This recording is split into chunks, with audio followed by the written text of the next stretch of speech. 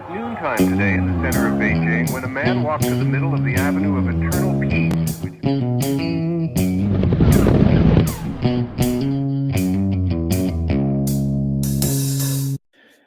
Well, all right. Welcome back to the Survival and Basic Badass podcast. Well, today with Chuck, we're going to talk about EMPs.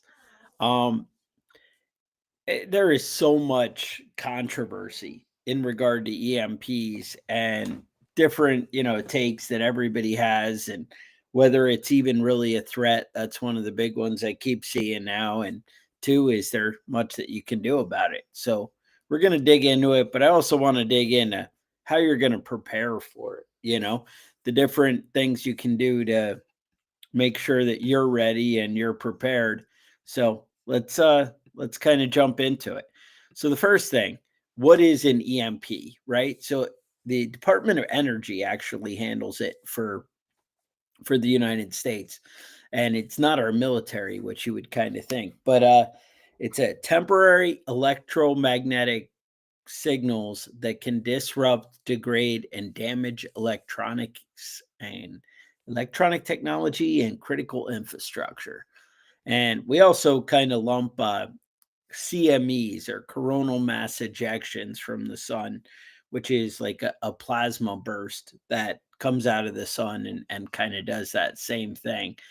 Um, the both of them, I mean, the EMP Commission actually says it's not a matter of if it happens, but when. And I do I think it's going to happen this year, next year? Probably not. But is it definitely a real possibility? And I guess it's one of those things where you're really screwed if it goes wrong.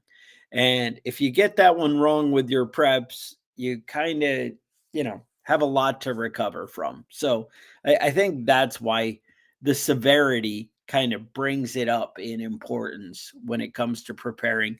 The other nice thing is there's a lot of overlap in the preparing. The things that you'd prepare for an economic collapse or a hostile government or anything else, even a lot of disasters, are the same things, same steps that you'd take to prepare for an EMP. Now, I would add an EMP would have some additional steps, but let's jump into it. So the first thing are CMEs. CMEs happen all the time. The sun gets into more volatile periods where it's a lot more likely. We noticed it first in 1859, something they call the Carrington event. That was we didn't really have a lot of technology, obviously, going on in 1859. So you ended up with things like the um, the telegraph wires. They ended up, those lines acted like big antennas and basically sent a surge to all the telegraph operators. Some of the stations actually caught on fire and things like that. So that's kind of what you can expect there. But the problem is when you have a lot of electronics and things that are more sensitive, then you're really exposed. The big thing with that too is a CME is usually going to cover a big area and it lasts a long time. So as the earth rotates, a lot of people might get blasted. No, one country or another might get a larger burst or a larger percentage of that damage, but you're all kind of in the same boat. Whereas an EMP, unless there's retaliatory strikes, you end up being less specific. So in EMP, we first kind of discovered what EMPs were during the atomic bomb testing. And in 1945, I know they had, a lot of that testing going on, and they were noticing that it would actually take out signals and do damage and cause disruptions. So that was a big thing. Now, an EMP is actually broken down into like three separate parts, and that's where you end up with different levels of damage. So the three separate parts are E1, E2, and E3. The first one is that initial surge. Now, this one is super high voltage, high frequency. However, very low amount of time. But this is what ends up destroying all the surge protection that people have in place. And that's kind of where you get into trouble. It's this initial blast. And the thing is, the reaction or the initial blast is so fast that most surge protectors, almost all, can't react quick enough to actually stop it. Um, then you run into the E2 pulse. Now, this is kind of like a lightning strike. This surge protectors can catch. However, often the E1 pulse, which only lasted, a fraction of a second, ended up already damaging that surge protection that you had in place. So this kind of does the more damage because it lasts a little bit longer. Um, the more damage to electronics. Then you have an E3 pulse. An E3 pulse is, think slow and low, and this is what's taking out your power lines and your transformers. It's going to end up blasting where it slowly rolls. Now this can last anywhere from 20 minutes, some speculate even up to 3 hours depending on the event. So that's something you want to kind of prepare for. And by prepare I mean all your preps and things you went and stored and put them away. You don't want to go break them out right away. The big thing you can do to protect from an E1 is unplug anything that's left back in the house. Now, if something bad like this has happened, I wouldn't expect that the grid's going to come up anytime soon. But if you have alternative sources of power, you might be able to save some of these things because it's that slow, long pulse that's going to still continue to do damage. So you might actually be able to save some items that you have. So that's something to think about. Now, how would an EMP typically come into play is we call it a HEMP or high altitude. I know the letters don't really work there, but it's a high altitude electromagnetic pulse. And typically these, to be considered high altitude, it's usually 19 to like 250 miles up in the air. Depending on the height and the size of the explosion, it's going to depend how far things are affected. Typically, people seem to suggest that even just one could possibly take out, a large percentage of the U.S. power grid. But a lot of the plans, when discussed, end up talking about having three, one on the East Coast, the West Coast, and one in the middle of the country. And therefore, you kind of saturate the entire country. So that's why it's always a concern. Next, we have who is a threat, right? So, according to the EMP Commission, China, Russia, North Korea, and Iran all have the capability to deploy an EMP. And China is actively talking about all the time that this is how they would do it. And so that is a little bit concerning. They're like, this is what we're going to do. So it's kind of, do you think that there's a probability of going to war with China or Russia? Then this is a very real possibility if you think those possible outcomes are anything that would ever happen. If you think that China really hates us and wants to see us taken down, it's a possibility. You also run into the issue of where they might actually use a proxy nation, something like Iran or a small terrorist group, to deploy some of these weapons. Now, North Korea actually has proven that they have the ability to embed a nuclear EMP weapon inside a satellite and deploy that. So that's also something very concerning, and we believe China has the technology to do so as well. I know you guys saw a while back we did an episode on Russia and China's missile capabilities, and you know that they can get them over here pretty fast, and I'm talking, in less than 5 minutes. So The new things they've been showing, China's bragging, Russia's bragging about their weapons. It's definitely a real threat and something you wouldn't have time to prepare for. So that's definitely very concerning.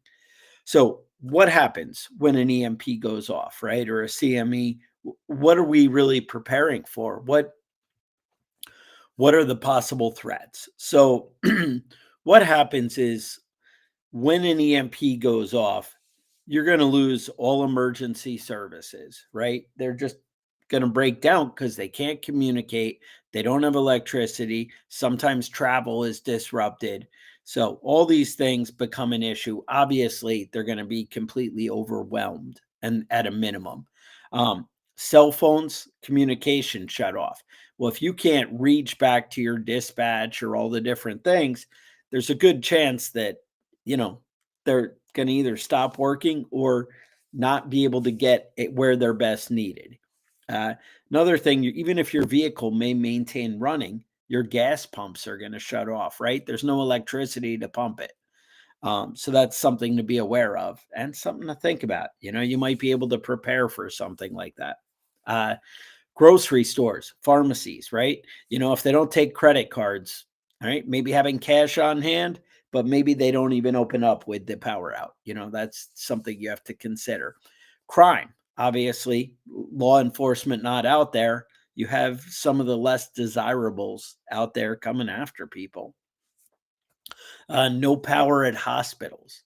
So hospitals working off generators or no electricity. Again, no communication, no organization. It's going to be a tough situation.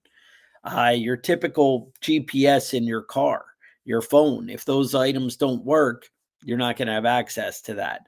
Uh, Depending on the event, satellites, as far as actual GPS and protected items still working, it's possible that they could still work.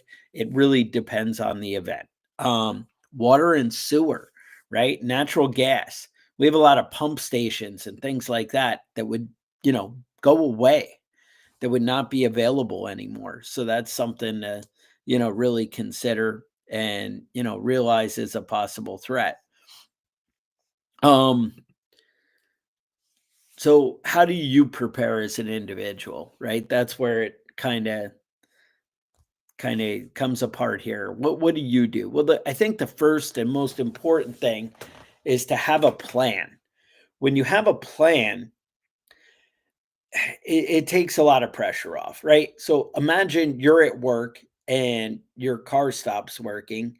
A lot of us work at a minimum probably 15 miles away from home, unless you're in a city, which adds a whole other bunch of chaos. But we'll say 15 to 20 miles from home, right? It is typical to drive to work.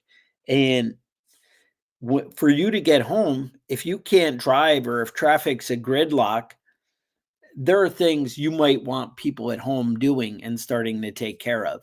Maybe if you're on municipal water, you're filling your bathtub, you have like one of those water bobs and you put that in there. Um, you're going to want to fill the you know fill the washing machines and buckets of water, anything you can do to kind of preserve clean water, because that's going to take pressure off how fast you need to react and get things into gear. Maybe the plan is to have your wife run to the store and buy some last minute supplies. Maybe that's the plan. Maybe it's your husband that's at home, whatever. There are things you might want to do. You might want to start stepping up security right away, especially if it's going to be overnight for the first day. Does she know where things are? Maybe you want them at home unplugging everything, right? That's another way that you could be protecting your stuff. So that's something to definitely be aware of. Next, I think security, comes into play as far as how to plan for this, right? So do you have something in place already that you can secure and protect your property? Well, I know that setting up the outside, the perimeter and around your property, having it that you can kind of protect it, and maybe that involves talking to your neighbors, and having a plan of, what's going on. Maybe you have neighbors that you need to watch out for. These things, knowing in advance, can be a big thing. I know for me, having firearms, having people in your home who know how to use the firearms, it definitely adds a layer of security in my mind. Um, Next, maybe a secure water source, right? That's something you'd want to plan for with an EMP. You'd want to figure out, how am I going to have, fresh drinking water? Where are we going to get that? So with me, we have a well, but I needed to think of alternatives for how am I going to get that water out without electricity. So that might be a solar well, that might be hand pumps, something like that. You need to come up with that. Now, your plan may be, well, there's a creek that runs through my property or a stream right next to my house. Maybe there's a big pond next to your house. Well, do you have a way to filter that water? Do you have a way to make that water fresh and clean and drinkable to where it's safe? These are the things to think about. And that might be filters like, like Life Straw they talk about. I like Sawyer, or there's a lot of pumps that you can get. Now, to me, those aren't really long-term solutions, but they're good short-term solutions. Next, think about your community. Talk to your neighbors who are right next to you, who, you know, have, the yard and your street, your cul-de-sac. Can you guys set up a watch at either end and kind of just keep the crowds moving along? Because they know, hey, these people are taking their security seriously. Maybe you can, influence that. Also, talking to your neighbors and close people about being a little bit prepared, knowing that they have firearms, knowing that they have extra food set aside. Honestly, buying a couple extra bags of rice to be able to win over some of your neighbors might actually be, a good play. But obviously, you don't want to tip your hand too early about what supplies you have. Obviously don't want to make yourself a target, right? That's definitely something to think about. Um, Another thing I always do is have a get home bag, right? Have a way to protect your electronics. Have a backup plan for alternative sources of power. And that's pretty much, those are the basic steps, right? So let's kind of jump into it. So one of the ways to protect your electronics that we always like is a Faraday cage. And they actually did a lot of testing and on Faraday cages, and they tested the people who are doing just the metal trash can, and you'll buy that like foil tape and seal up all the openings. Now, I typically, like, mine has like a handle in the lid, and I end up putting foil tape to seal the holes there, under that lid, and that really seemed to help. So, because they actually tested it and checked those things, right? It's funny, you can test it to some extent. Now, obviously, this isn't a guarantee, and you get a lot of blowback on videos like this when you talk about it. But one of the things, like, we put a cell phone in the can, and if you shut it without the foil tape, it'll still ring and show the missed call and the whole thing. Whereas if you seal it up with the tape, it absolutely goes away. But it's not based on that evidence that I'm telling you that'll work. It's based on the fact that they've actually tested it. And this is, that the government's actually checked these things out. They do work. So, what would you put in a Faraday cage? Now, there's a whole bunch of different things you could do too. But in my Faraday cage, one of the big things, I have like a NOAA radio, right? After things go bad, you're going to want to hear what's going on. I also have like a handheld ham radio. Um, I also have Motorola talkabouts. To me, after an event like this, a handheld radio is definitely a force multiplier. And by that, I mean, you can have guys at the end of the street who have a handheld radio, and you could call to them and be like, hey, do you guys need a hand? Is everything good? And then guys at the other end of the street, and then you could have a third of your force still out there with able to rotate between, the two groups. So that's something to think about. Definitely solar rechargeable batteries. Well, that would be just rechargeable batteries and solar chargers. they're an excellent item that you could have for something like this. The a solar well pump would also be good. Thermal scopes, night vision, optics, all that kind of stuff. They might be something you want to protect. Obviously, they're pretty expensive, but that's where maybe those EMP bags, something like that, might come in handy. We'll talk about it. Tablet, maybe a tablet with all the PDFs and the different things that you like. Lighting, any kind of lighting that would help things out. Also, replacement circuit boards that you could put into your truck, something like that, things that go in there. And that would be a good thing that you could definitely do. Having a backup for your vehicle, that's the answer. We'll talk about vehicles. Let's kind of dig into the vehicles yet. So everyone's like, oh, all the vehicles will be okay. None of the vehicles will be okay. All the carbureted vehicles, I think they say like pre 1982 or something like that, right? Because there's like this gradual transition where they start bringing in fuel injection and that. But basically, they go back to carbureted vehicles, right?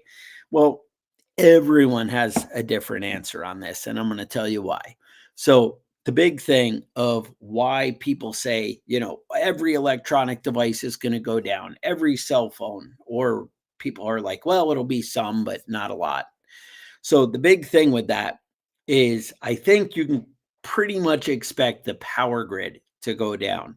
However, it depends how close you are to the detonation site, that whether you're going to have the the dramatic every vehicle shut down, some of the vehicles shut down, and most of the vehicles still working.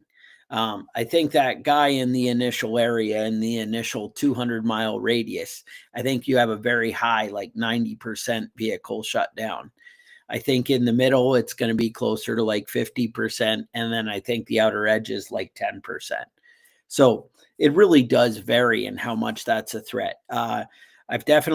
They've done studies and they actually, like in the 90s, they did a study, and with the pulse that they used, most vehicles, some would shut off and then they would turn back on, or if they disconnected the battery for a minute and then plugged it back in, then the vehicle would come back to life. Things like that are definitely possible. We do talk about, you guys have heard me mention EMP Shield. EMP Shield has been tested, and everyone's like, oh, well, the guy on the internet says, or somebody said they're not going to work or they are going to work. Honestly, I think they do work. I think they work because the same people who are telling me there's a threat and there's a problem, that would be the government and, Department of Energy, are the same people who say, well, based on our testing, EMP Shield is going to work. They're utilizing and implementing EMP Shield in a lot of different things. So to me, that sounds like, hey, the odds are a lot better if I go and purchase something like that, right? If you use code BADASS, scores you another $50 off, makes it actually pretty reasonable. I think you end up where you're in it for about $300. But if I spend, anymore cars are like 70 grand. But my big thing is I need it to work, right? I need my car to work. I need to be able to get home to my family. If I'm away on vacation, then it's a big deal if I can't get home.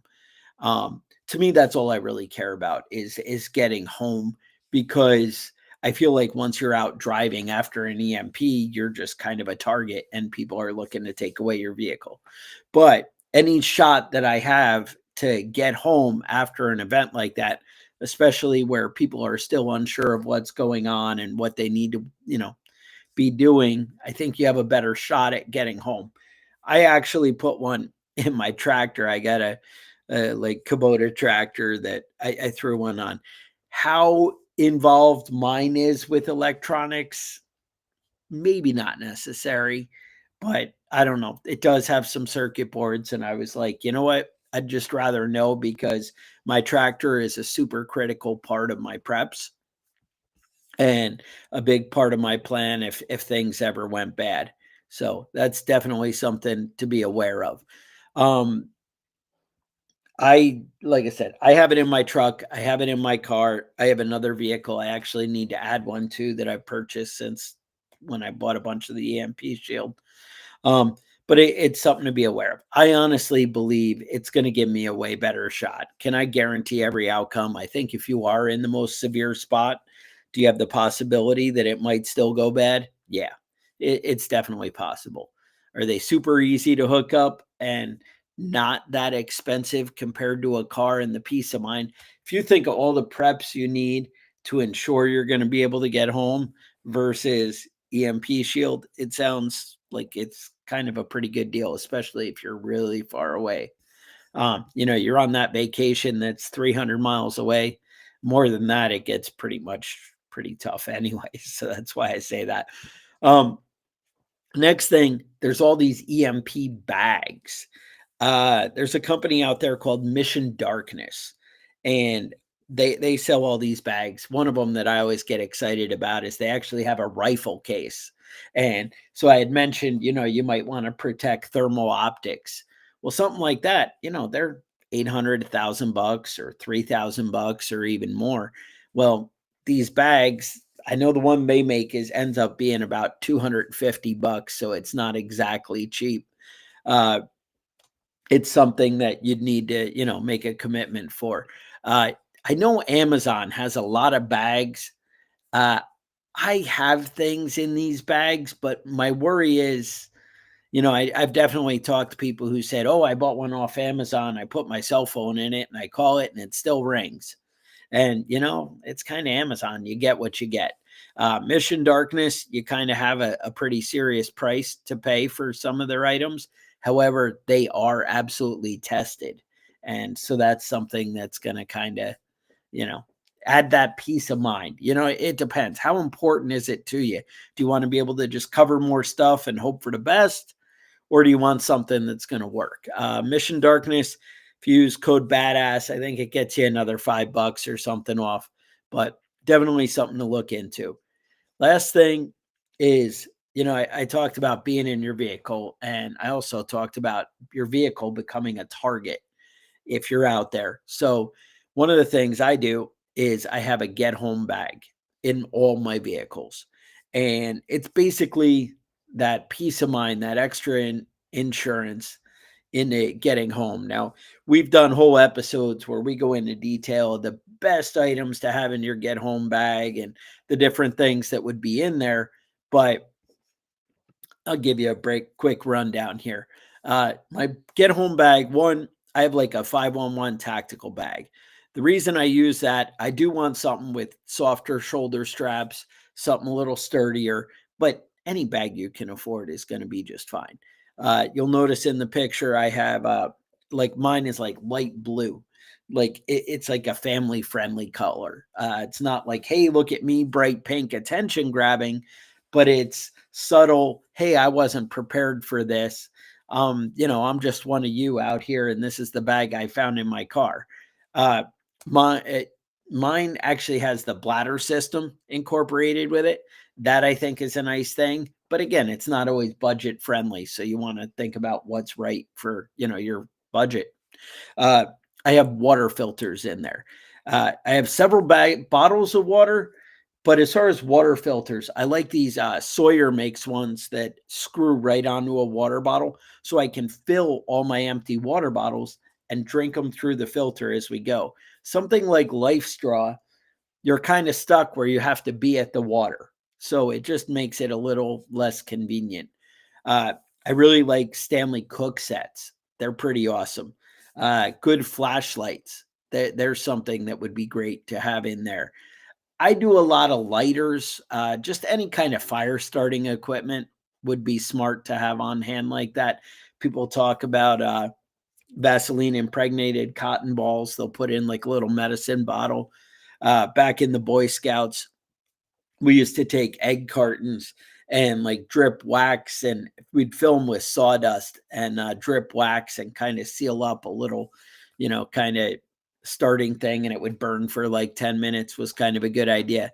Warm clothes. Now, this would be like extra socks. This would be um, some kind of, thermal blankets, maybe a small sleeping bag.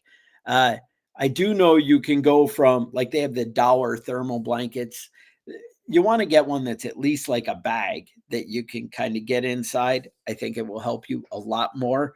And they have those in varying prices that will also still stay very small. I also keep a knife in my bag, so that's always, something. Extra ammo and magazines. Now, you'll note there's no firearm in my bag because that's something I would carry on my person and just have with me, or maybe you'd carry it in your vehicle and just have it there in addition. Maps of your area, and then possibly a GPS if you protected it, right? Um, a paracord. Paracord's always neat for good stuff. And then I would say toilet paper. But I think those are your big hits that you want to have in your bag to ensure victory, to ensure that you're going to have the security to get you home. And that's really the big thing. So the bottom line is you need to find alternative ways of replacing the things that you use electricity for. And that doesn't mean you need to have alternate sources of electricity. It doesn't mean you need to store a bunch of electronic devices. That's the big thing. It doesn't matter. But you need to find a way to meet those needs without electricity. Now, if it's easy enough to have some solar panels, uh, solar panels should actually be safe through an EMP strike. So that's something to think about. Batteries should be okay through an EMP strike. Now, some do have anything that has like diodes or inverters or things that maintain temperature, or because they do have some high-end batteries that actually have electronics in them. And they have some solar panels that have electronics in them. But typically, no. Basically, if it doesn't have any kind of say anything about like thermal protection or things like that, those are where you get into trouble. The one thing though, I would say like a charge controller, that's not something that's going to be protected from an EMP strike. So that's something you'd need either, believe it or not, EMP Shield sells stuff for that. And for your home solar system, they actually have ones you can put on your house. I think I would be convinced that I would want it on my house that was run by solar. I don't think one that was connected to the grid, unless I was planning on using all those items with a solar system later. Because if the grid goes away and I don't have a big solar backup, having all my electronics in my house protected isn't really going to help. The big thing is anything that's plugged in when it happens, EMP Shield says is going to be okay. But again, you still want to unplug it after something like that happens, because not being connected is always an issue. But yeah, they protect solar. But again, solar is a nice backup, but have a plan to work without electricity. That's really your best bet. Find alternatives. But as you heard me mention, like my tractor is a big part of my preps. I can cut down so many hours versus back-breaking labor. And I can do that too, but do we really want to? That's kind of what it comes down to. So I don't know. That's how you prepare. You kind of learn to live without electricity. You learn to live with redundancy and to have a solid plan. That's how you get through it. That's how you survive an EMP. And, you learn to work with your neighbors. You work with people. You can also talk to your local governments. There are things like communities will have the meetings where everybody goes for the emergency preparedness once a year. Not everybody goes, actually. Most people don't go. But if you went and talked to your community leaders, you might be able to kind of plant some seeds and some good ideas about what they can do to protect the community from an EMP. And having backups to their water supply, having backups to the different things, extra radios for the sheriffs, things like that. Talk to them about getting the police cars protected. These things could make a big difference. Having a little longer term fuel storage, having the fire department a little prepared with extra generators. These are the kind of things that you can make your community more prepared. So anyway, I appreciate you guys. Don't forget to think about our sponsors, things like EMP Shield, Mission Darkness, people that help keep this thing going. But otherwise, I appreciate you. Stay safe, and we'll talk to you guys next week.